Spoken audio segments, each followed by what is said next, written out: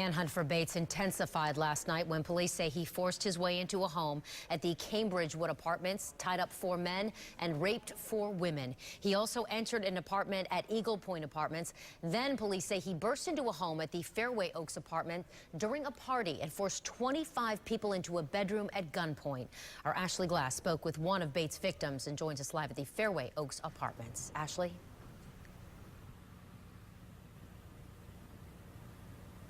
In the exclusive interview you are about to hear, this young woman prayed with Chris Bates, and she tells me that is the only thing, she's certain of it, the only thing that saved her and her 7-year-old son. She didn't want to show her face, but says when faced with a man threatening rape and her 7-year-old son sleeping in the very next room, this one question came to her. I asked him if he believed in God. That question sparking 30 minutes of prayer with Chris Bates. I went on autopilot and just did what I had to do, said what I had to do to survive. We read the Bible together, and I offered to give it to him. He wouldn't take it because he said he wasn't going to live through the night.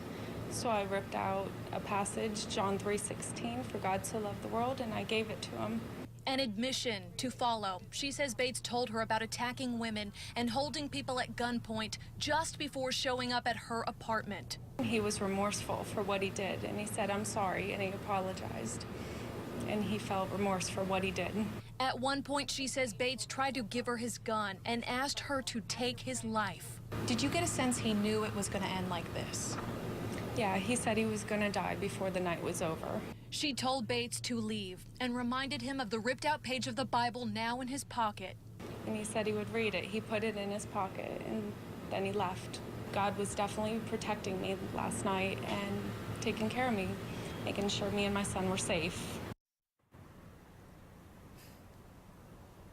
I spoke with that young woman no more than an hour after police caught and ultimately killed Chris Bates. She tells me she will forever be grateful that that troubled young man likely died with the word of God in his pocket.